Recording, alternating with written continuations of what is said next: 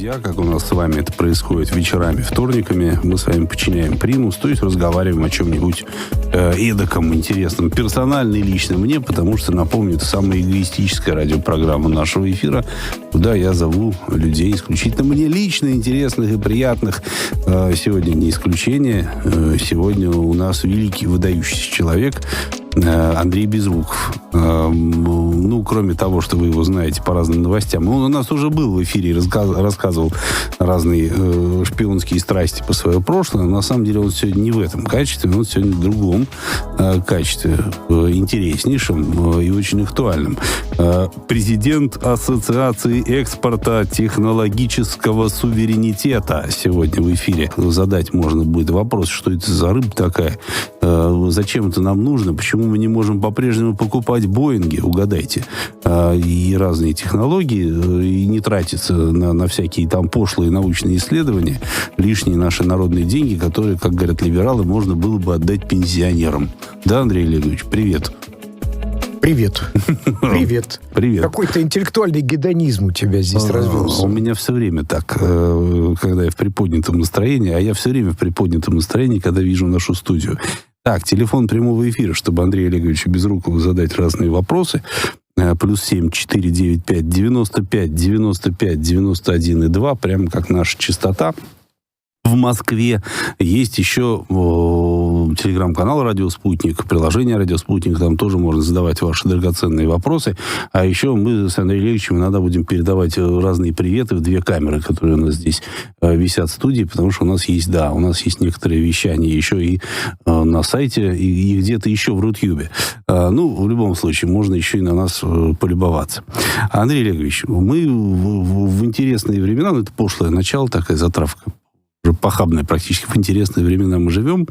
Сейчас Трамп ввел тарифы, сейчас ему ввели ответные тарифы, теперь он ввел ответные тарифы на ответные тарифы. Ну и дальше, видимо, этот марафон будет, скорее всего, продолжаться.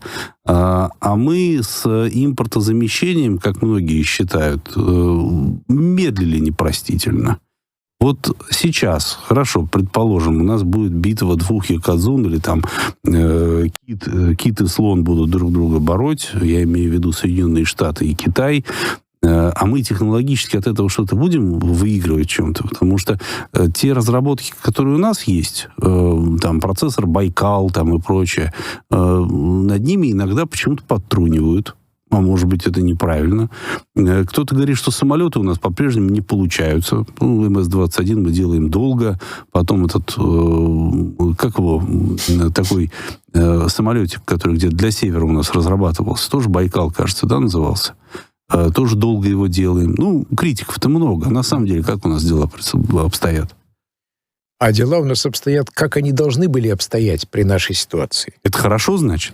Это значит, очень хорошо. Это значит очень плохо. Почему очень плохо, объясню. Но, к сожалению, вот все же идет от головы, от менталитета. Правильно, да? Вот если мы убедили когда-то себя, что наша промышленность нам не нужна, и что за деньги «Газпрома» все купим... Подожди, мы давно себя в обратном убеждаем. Не помогает, что ли? Это с какого-то года мы в обратные начали... С 14-го, с 15-го. Да нет. Вот реально нас жизнь начала убеждать где-то года 3 назад примерно. Да? Я даже могу дату точную сказать. Это было 24 февраля 22 года, когда жизнь вломилась в нашу комнату. С некоторыми постулатами, которые несколько отличались от того, что представлялось ранее. Ну, чего мы хотим, если мы 30 лет были полуколониальной с точки зрения ключевых вещей, во-первых, технологий, во-вторых, финансов, державой, и нам было, в общем, достаточно комфортно, то ни за день, ни за 3 года эту ситуацию мы переменить не можем. Вопрос только в том, что нам нужна очень четкая стратегия, и очень четкое ее исполнение для того, чтобы вылезти из этой ямы, потому что это реальная яма. Я вам обрисую сейчас вот картину, которая есть. Что такое Трамп? Трамп – это человек, который революционизирует Америку, в том числе американскую экономику. Что он делает сейчас? Он отсекает вот этот вот пузырь спекулянтов, Он ее до конца не отсечет, сразу говорю. Финансовых спекулянтов, которые жили на долларе, жили на глобальных рынках и считали, что вот эта Америка, вот она идеальная Америка.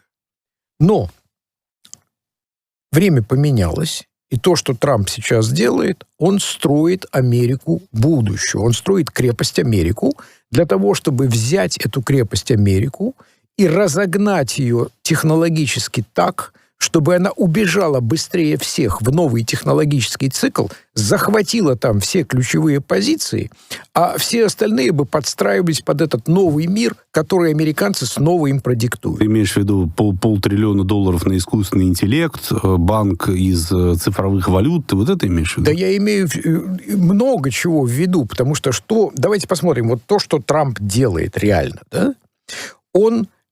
Давайте немножко отойдем назад. В чем проблема Америки последних лет? Вот у нас была, как нам говорили, газовая игла. Газовая игла это когда... Газовая, да. Нефтяная, что газовая, мы на этом живем, так сказать. Да? Слезть не можем, да. Вот это прекрасно, есть ресурс, который вот постоянно течет, и он нужен всем, и нефть, и газ. И все, что надо, купим. Все, что надо, купим. В Америке супер игла. Это доллар. Потому что вы можете печатать, доллар, который вам не стоит практически ничего, потому что ситуация такова, что это мировая валюта. Вы печатаете доллар, за эту бумагу вы забираете в мире все, что есть реального, привозите это в Америку, а зачем еще чем-то другим заниматься? Я просто поясню сразу для радиослушателей, мы несколько раз говорили об этом, потому что все основные товары биржевые, они все номинированы в долларах. То есть получается ситуация, при которой доллар обеспечен не тем, что в форте Нокс лежит, а просто всем, буквально. Вот да. Все, что есть на рынке, обеспечивает доллар. Да. И очень вы можете эту резину тянуть сколько угодно. Печатать его и печатать, пока мир его принимает. А это что значит? Это значит, ничем другим не выгодно заниматься. Зачем инженерия какая-то? Зачем производить те же самые Боинги, когда можно просто напечатать доллары и жить прекрасно? Любая другая активность менее интересна, чем печатание доллара. И кто процветает? Процветают те люди, которые присосались к печатанию доллара. Это финансовая вся система, банки, ФРС и все такое. Это адвокаты, которые выстраивают все эти контракты и судятся со всеми остальными. Это политики, которые распределяют весь этот денежный поток внутрь и вовне. Это люди типа USAID, которые отстраивают глобальную систему, чтобы она не пикнула и продолжала принимать доллар вместе с ЦРУ и армией и так далее. А все остальное не нужно. Погоди, я вот сейчас тебе сразу припомню. Ты помнишь одно из первых заявлений Трампа по поводу того, что вот что он предпримет, если БРИКС посмеет отказаться от расчетов в долларах или там придумает какую-то свою расчетную валюту?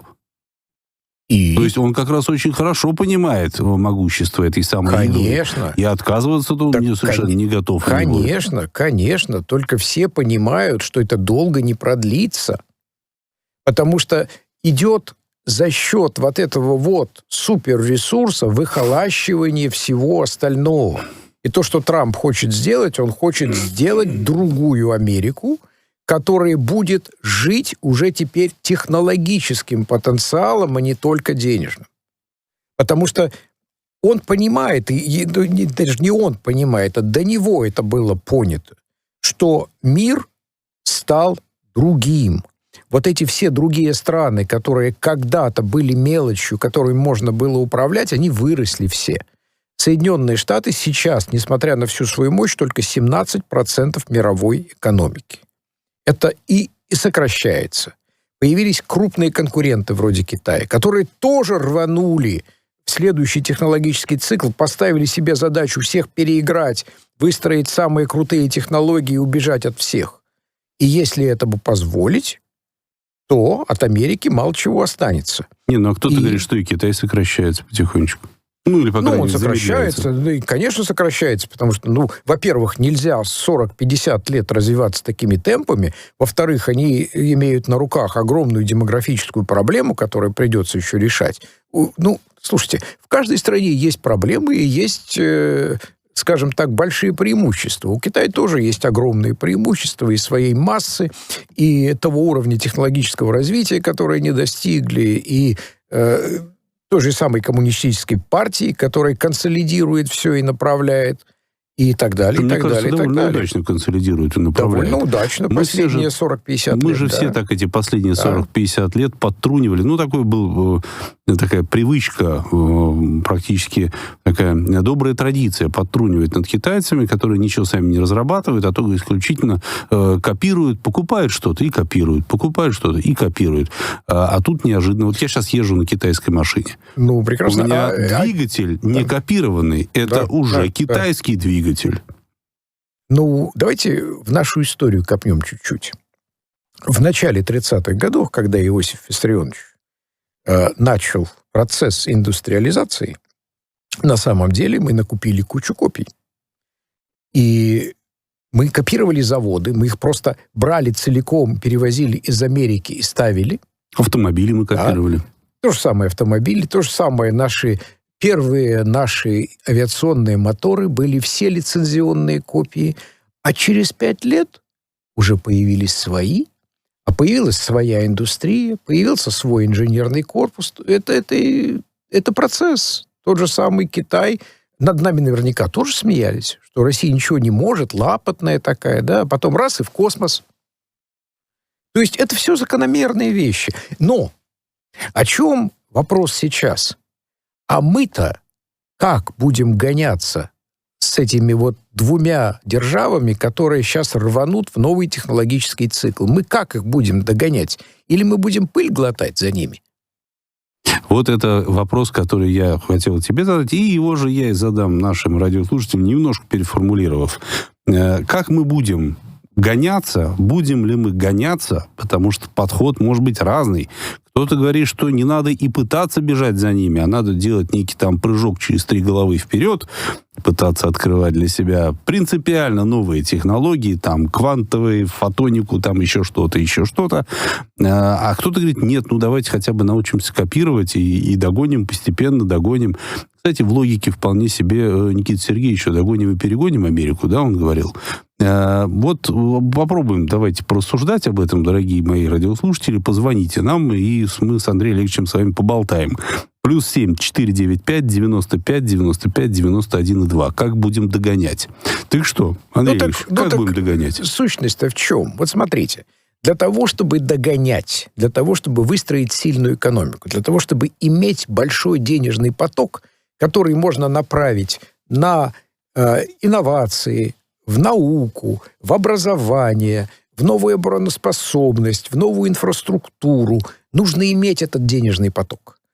Наш рынок по сравнению с рынком Китая или рынком Соединенных Штатов очень маленький. Да даже по сравнению с рынком СССР. Конечно. На нем вырастить крупную, конкурентоспособную в глобальном масштабе компанию просто не получится. Вопрос в том, что, например, Huawei, приходя сюда, имеет за собой миллиардный рынок Китая. Он уже все свои, затраты отбил там. Он приходит сюда и может демпинговать сколько угодно. Microsoft приходил сюда и мог задарма отдавать все, потому что он уже все это окупил на своем рынке. Наша проблема – мы маленькие. То есть нам надо прежде всего решать проблему критической массы. А это наша ключевая задача. Андрей Ильич, у нас звонок. Хорошо, что ты готов, и уже в наушниках. Здравствуйте, добрый вечер. Вы в прямом эфире. Добрый вечер, Олег. Здравствуйте, Олег. Да, я хотел бы сказать добрый вечер. У нас есть крупные компании, скажем, Ростех, именно технологическая, не ресурсодобывающая, да. Так. Это совершенно верно.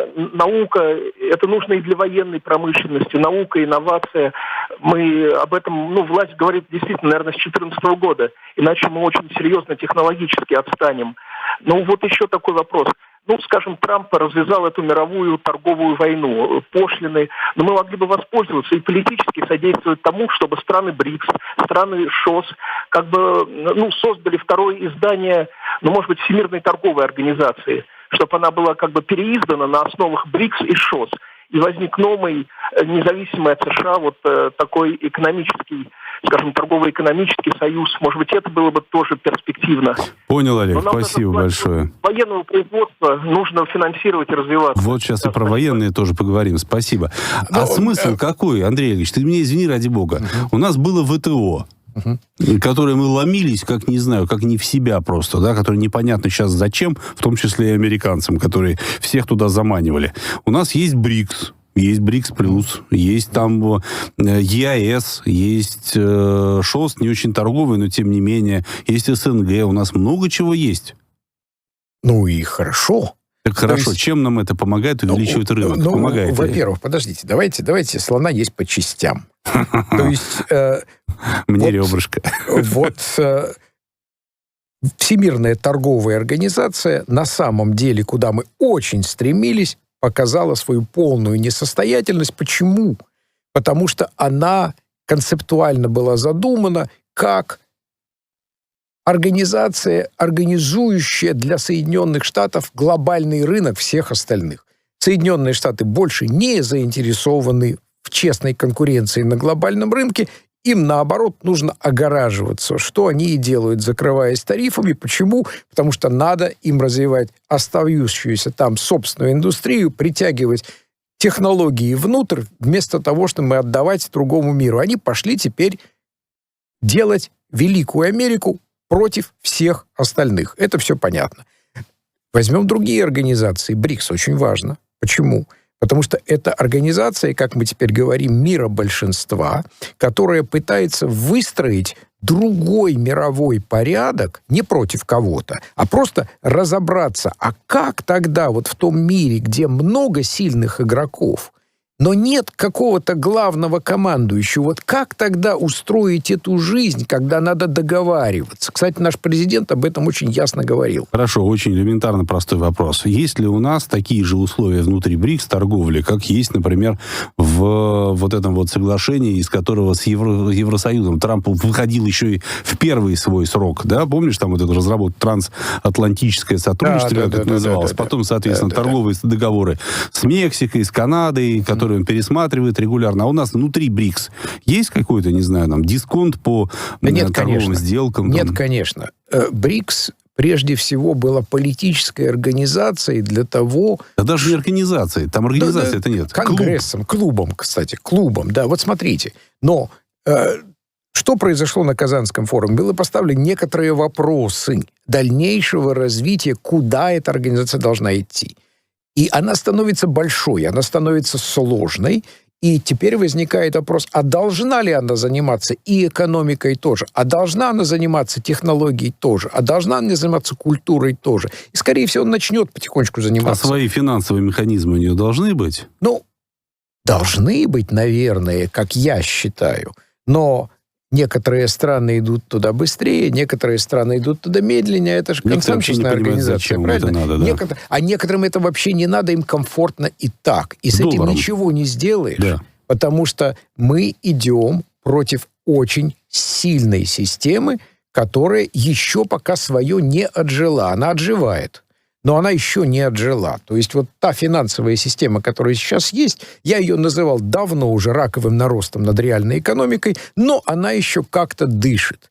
И, кстати, вполне возможно, что вот такими вот жестами, которые мы видим последние дни, Трамп ее добьет. Потому что будет консенсус, что, ребята, все. Надо что-то делать и делать быстро. Но первая реакция — спрятаться, договориться. Потому что, естественно, таким странам, как Вьетнам, которые зависят так сильно от торговли с Соединенными Штатами, в данный момент проще договориться, проще спрятаться, чем заниматься какими-то структурированием между собой и так далее. Знаешь, что в твоем размышлении меня не то что пугает, вот так сразу обращает на себя внимание. Когда ты говоришь, что надо делать что-то и быстро, и испуг. Обычно в мировой истории, часто, это заканчивается войной. как определенным выходом. Сброс, так сказать, напряжения, сброс так, долгов. секундочку, война-то уже идет. Ну, а сейчас ты смотри, что делают европейцы. Ну, это выглядит как абсолютно полномасштабная подготовка к настоящей прям войне. Не локализованный на Украине, а вообще полномасштабный. Да. И отчасти вот сейчас Олег, который звонил, он об этом говорил, когда говорил, что вот вкладываться там в военные технологии и так далее, выходить из промышленного затишья, через что? Самое простое, что можно делать? Куда можно ввалить денег государственных и сразу получить некий, так сказать, отклик в виде рабочих мест, загрузки предприятий и так далее? Это оборонка. Ну, Трамп объявил, да, что конечно. $1 триллион бюджет будет конечно, того же самого да, Пентагона. Бюджет Пентагона и так был под $1 триллион. И, в общем-то, оборонка сейчас для того, чтобы, в общем, быть честными, надо сказать, что оборонка по сравнению с тем, когда-то она была, вот в ту холодную войну еще предыдущую, она занимала реально большое место в промышленности. В данный момент, если вы возьмете такие вещи, как индустрия здоровья, фармацевтическая, айтишная индустрия, они много больше.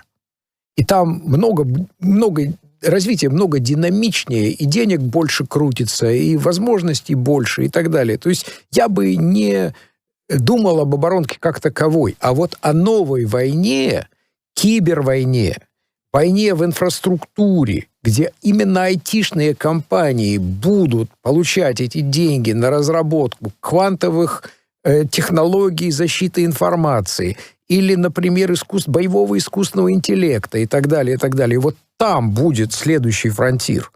И туда пойдут деньги. Но это не старая оборонка, это не та, которая танки делает.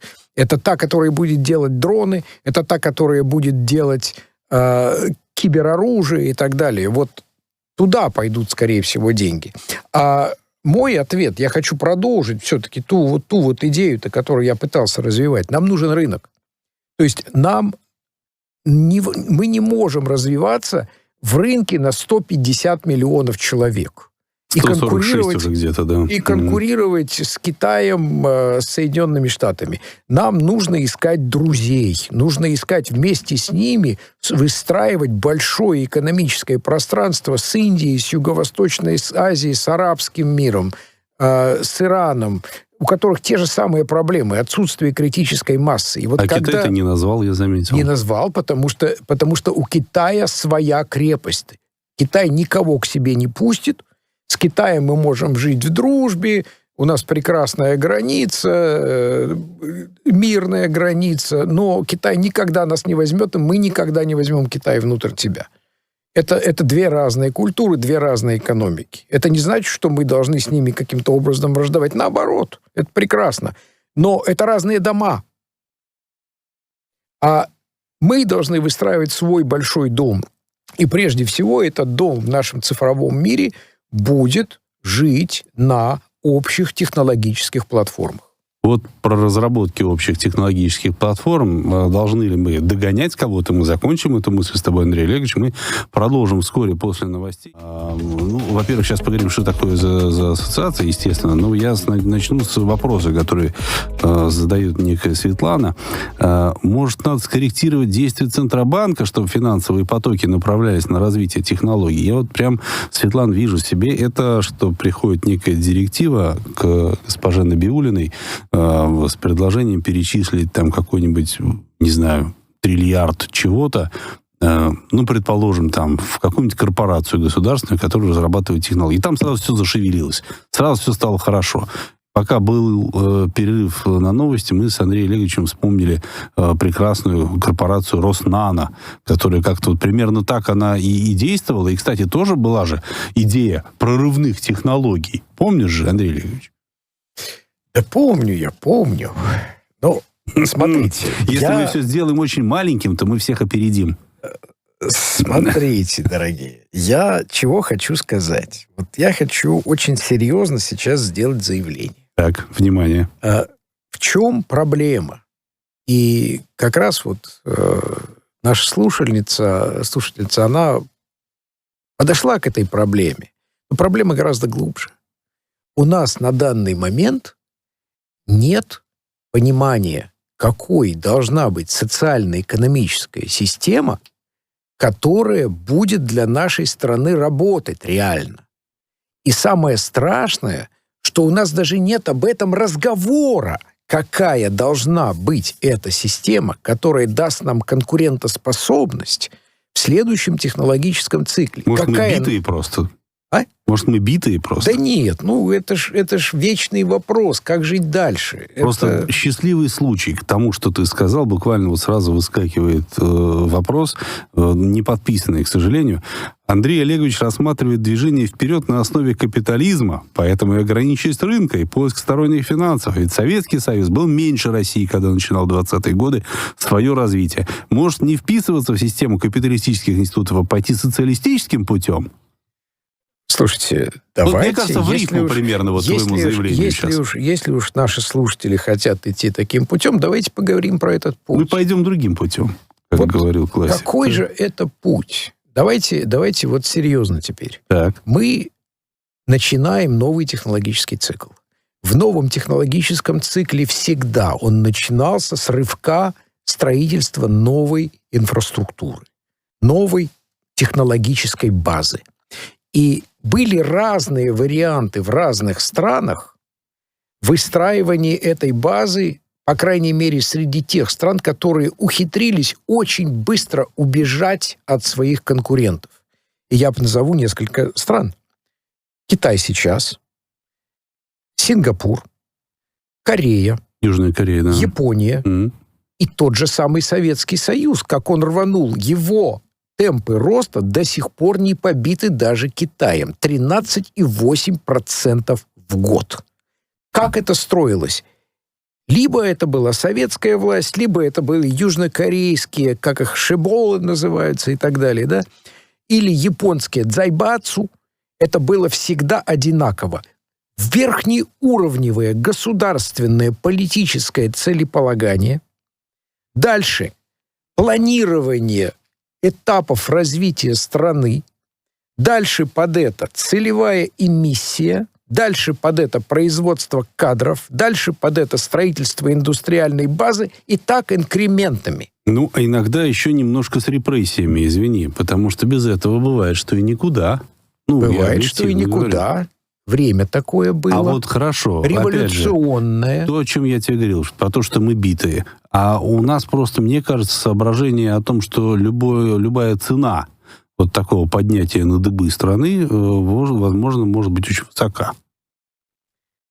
Ну, нет более цены провала страны. Мы с 90-х знаем, что это значит. Сколько мы людей потеряли физически из-за того, что было сделано. Это как будто мы проиграли огромную кровопролитную войну с разгромом еще не просто нашей человеческой базы и моральной базы, а еще и нашей индустриальной базы. Мы этого опять хотим. А тут, Андрей Олегович, есть другое соображение, которое мы с тобой наверняка очень часто слышали. У меня нету на это ответа. Вот именно 90-е, вот именно та катастрофа, через которую мы прошли, а может быть, сейчас есть смысл наконец-то заняться сбережением народа, а не, так скажем, расходованием народа на великие цели, в том числе и там следующий технологический прыжок. Может, у нас люди просто хотят тихо пожить, спокойно, чтобы была дачка, чтобы была пицца, чтобы была машина нормальная, и съездить на юг и так далее. Зачем вот эти потрясения все? Это вы не про русский народ как-то вот совсем. Русский народ. Нет, я знаю вполне себе русских людей, которые говорят сейчас именно это, говорят о том, что давайте побережем русский народ. Мы слишком часто делали русский народ заложником каких-то мегапроектов. Так а мы не собираемся делать мегапроекты. Мы собираемся сделать так, чтобы русский народ жил в той социально-экономической системе, которая хочет развиваться, которая хочет инноваций, которая хочет делать так, чтобы у нас были производства с большими зарплатами, а не просто, так сказать, обслуживающие поток нефти и так далее. Нам нужна высокотехнологичная экономика. Это значит что?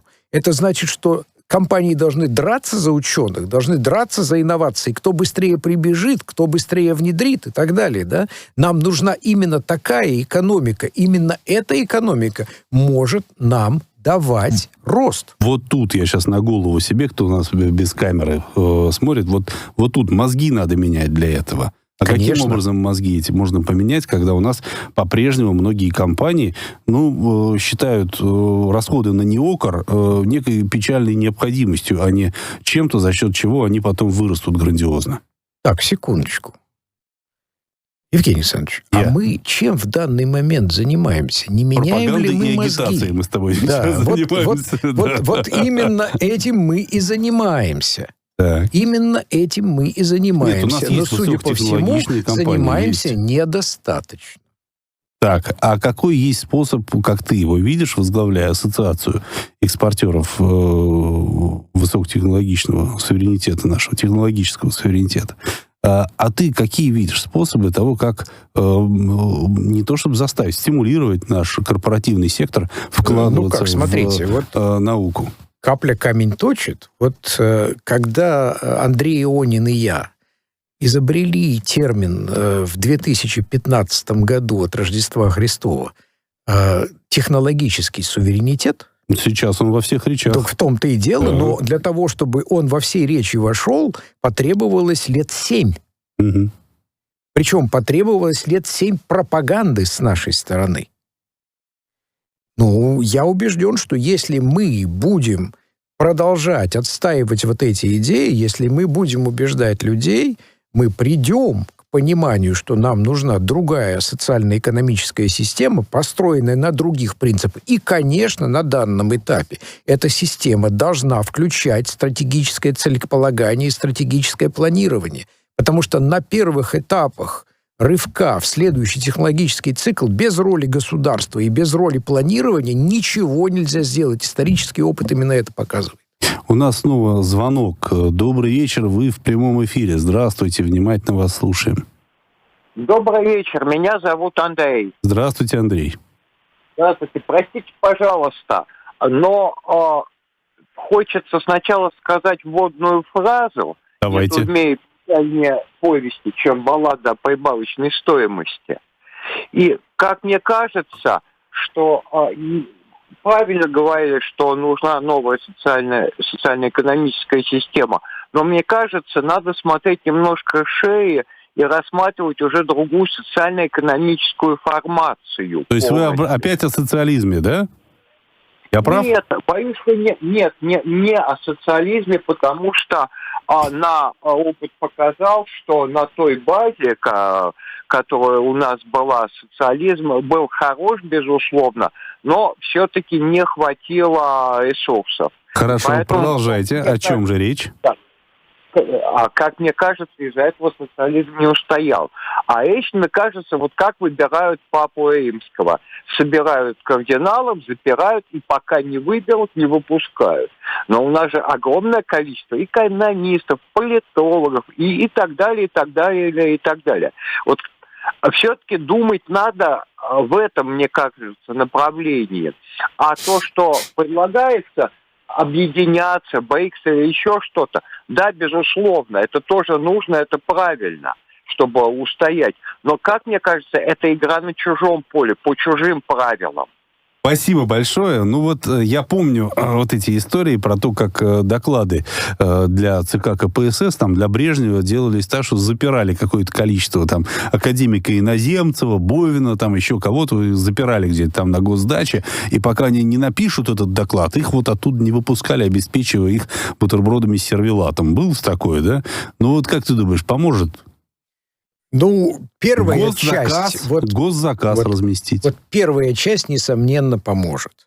То есть взять вот эту всю братью, которая сейчас наполняет эфир, отправить их куда-нибудь под ключ, и чтоб они там и были все время. Я сейчас страшную вещь скажу. Иногда кажется, что наоборот, ни в коем случае эту братью подпускать близко нельзя. Нет, да погодите, вот в том-то и дело, и надо вот там закрыть, чтобы, по крайней мере, эфир немножко очистить, потому что кто во что гораст на самом деле. Вот в чем проблема-то? Нам нужен реальный, хороший стратегический диалог. А у нас очень много болтовни просто-напросто. Потому что каждый пытается что-то сказать, не слушая других. Вот в этом проблема. Кстати, американцы, в отличие от нас, научились годами, это у них еще британская традиция, слушать друг друга. И у них выстраивается вот этот горизонтальный диалог гораздо лучше нашего. Нам надо учиться, как выстраивать вот это обсуждение, стратегическое обсуждение. Это, кстати, серьезный вопрос. И без вот этого обсуждения, широкого обсуждения вместе с бизнесом, вместе со специалистами, вместе с политиками мы не выстроим новые системы. Обязательно это надо делать, а диалога этого нет. Я вернусь к нашему с тобой диалогу именно о том, как мы в свое время копировали американскую промышленность. Сейчас мы оказались под санкциями, не по своему выбору, но, тем не менее, довольно плотно. Мне кажется, там же рекорд какой-то есть, что мы нас никак, обложили мы оказались под санкциями именно по своему выбору. Это наш был выбор. Отринуть эту систему и строить свою страну, как мы хотим. Как потому ты что говоришь, тоже можно, да, мы могли были просто так вот лечь на спинку, дрыгать ножками и сказать, смотри, делайте с нами все, что хотите. Андрей, смотри, параллельный импорт и так далее, завоз всего, что только можно из Китая.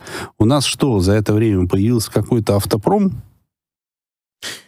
Евгений Александрович, ты же понимаешь, что... то есть просто то самое место было занято, соответственно, китайскими компаниями. Конечно. И все. Оно, конечно, будет занято любой другой компанией, если нет своей. А для того, чтобы строить свое, нужно постараться. Нужно реально попотеть.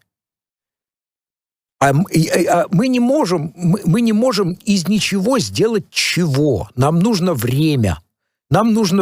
А я напомню, что 30 лет мы ничего не хотели делать, у нас все было хорошо. Эта система глобальная, где мы были вписаны как ресурсный придаток и экспортер талантов, нас устраивала. И только когда последние годы по нам реально ударили, мы начали чесаться. Так вот, результат от этого чесания будет лет через 5-10, но он будет. Мы это знаем. Он уже где-то начинает появляться. Но то, что наш автопром сегодня не может еще быть нормальным автопромом мирового уровня, и ты, и я знаем это прекрасно еще с советских времен. Может быть, Господь нам не дал в этом таланта просто. Может, когда-то и не был дал. Там в 20-е, 30-е годы. Дал. Или там при государе-императоре, когда Руссо-Балт делали, да? Передовая машина абсолютно.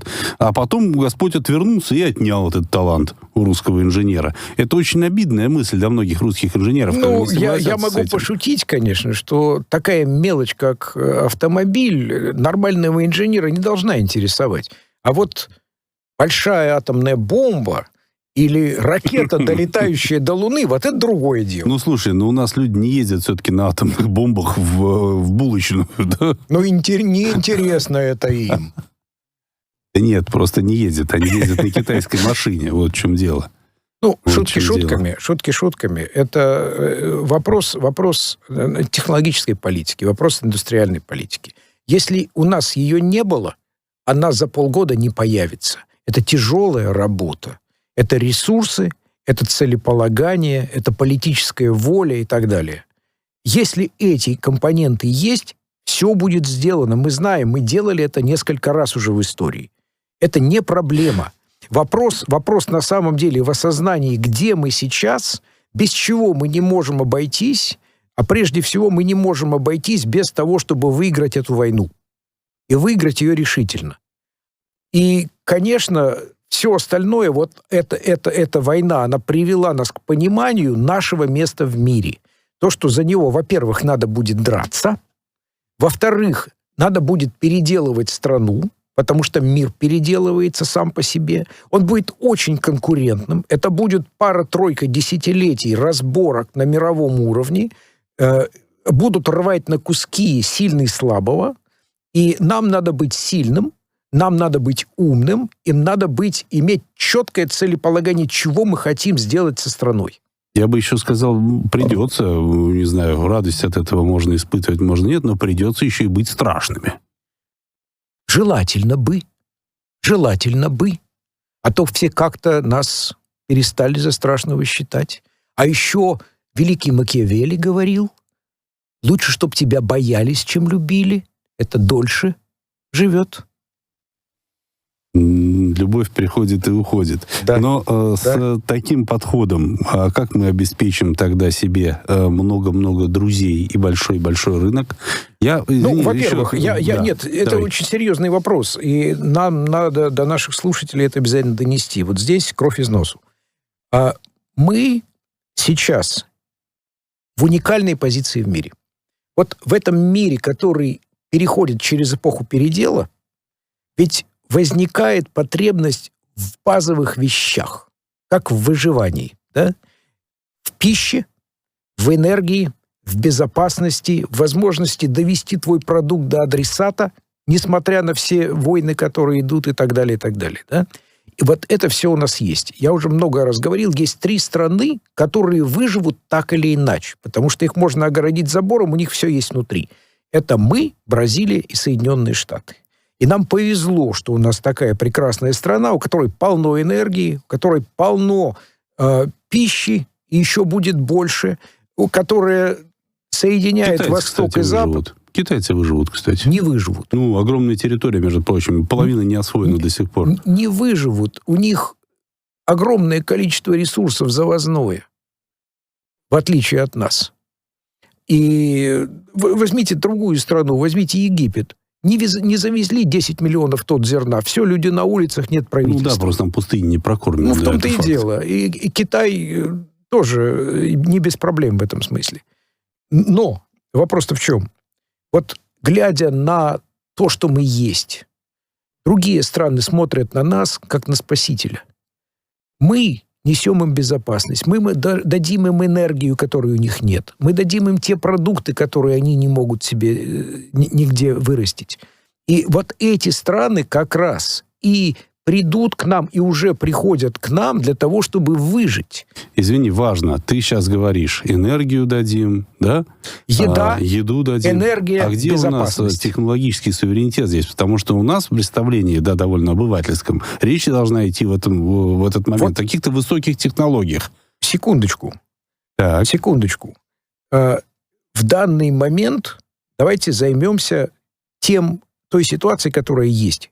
Мир сейчас будет выживать. Он, конечно, будет рваться вперед в гонке за следующий мир. Кто выстроит лучшую технологическую систему, кто будет самый умный и так далее. Но сначала надо выжить, чтобы тебя не съели. И вот здесь к нам прибегут те, кто боится, что их съедят, что их расчленят, что у них не будет энергии, что им нечем будет своих кормить и так далее, и так далее. И вот на этом мы можем собирать друзей. И уже собираем друзей. Почему Индия с нами работает? Да потому что мы ее ресурс. Потому что мы можем им дать... Вот мы снова ресурс. Андрей, мы снова ресурс. Мы ресурс базовый. Слава Богу. Потому что на этом ресурсе, который сейчас будет подниматься в цене, и еда, и энергия, и безопасность постоянно расти в цене, мы это можем сконвертировать в наше технологическое развитие, если мы правильно себя поведем, если мы выстроим настоящую, правильную для нашего момента социально-экономическую систему, которая будет это конвертировать в инновацию. Я правильно понимаю, что тогда мы разработки в области искусственного интеллекта и прочее откладываем на потом? Нет. Нет. Не откладываем на потом. Но только нужно опираться на то, что у нас уже есть. В любом случае, нам и так уже повезло с нашей территорией, с нашими ресурсами, с нашими талантами внутри и так далее. Но, естественно, сейчас начинается следующая гонка технологического развития. И наша задача в этой гонке – четко поставить целеполагание и сделать так, чтобы мы стали инновационной страной. А у нас сейчас огромное количество преград. И то, что за каждым стоит прокурор, и все боятся что-то делать, потому что не так... куда ж без прокурора? Ну как? Внедришь инновацию, а потом, оказывается, там вот циркуляр какой-то был 30 лет назад написанный, что нельзя вот так. И что? А может быть, у нас с тобой есть общий добрый товарищ, друг, старший Сергей Александрович Караганов. Однажды на мои вот эти вот подобные очень размышления он мне сказал очень грустную мысль. Хотя он не был грустен, мне кажется, он был вполне себе доволен. А может быть, это и есть то тайное оружие России, чем мы живы до сих пор, что у нас на любую попытку сделать какую-то инновацию есть инструкции 30-летней давности и надежные валенки. И плевать мы на всех хотели, потому что достал берданку, добыл кабана, выжил, отлично себя чувствуешь, без всякого вот этого вот гнилого либерализма. Евгений Александрович, давайте по-серьезному. Давайте по-серьезному. Вот мы, как нормальные русаки, мы немножко любим себя пожурить, скажем, да, вот такие мы лапотные, как-то у нас все не так, и вот любим мы, вот французы немножко такие же, на кухне вот так это не так. Давайте посмотрим исторически. Мы 4-я страна в мире сейчас. Да? По количеству населения с нашей экономикой достаточно нормально, да? И мы из мировой 5 за последние лет 200 никогда не выпадали. Да. И несмотря на все, что мы вот такие не туда вписывались, не тот режим у нас был, не те руководители нами руководили и так далее, а вот мы же не выпали из лидеров мира.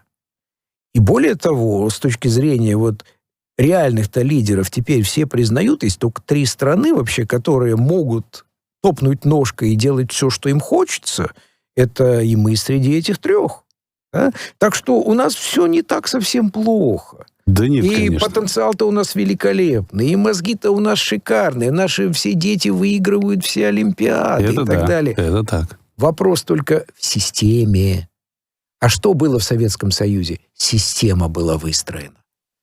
Полная система от А до Я. От образования, от кружка юнатов каких-нибудь. От кружка юнатов до полета в космос. Это я уже практически завершаю. Скажу тебе байку и нашим радиослушателям замечательную. Совершенно недавно слышал и ношусь с ней теперь. Раньше выражение «мальчик склеил модель в клубе» значило совершенно другое. Мне очень нравится. Ладно, мы завершаем починку примуса.